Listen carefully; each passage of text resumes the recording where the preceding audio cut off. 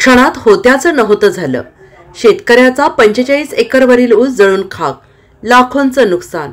जालना जिल्ह्यातील जाफराबाद तालुक्यातल्या हनुमंतखेडा या गावात ऊसाला लागलेल्या आगीत 40 ते 45 एकर ऊस जळून खाक झालाय।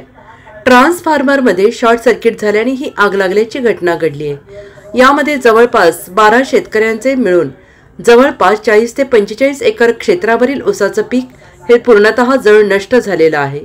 या शेतकऱ्यांचा जवळजवळ लाखो रुपयांचं आर्थिक नुकसान झालंय। काढणीला आलेल्या ऊसाचं पीक ऐन वेळीला हातातून गेल्यामुळे शेतकऱ्यांना लाखो रुपयांचा मोठा फटका आणि आर्थिक नुकसान झाल्याने शेतकरी हवालदिल झाला आहे।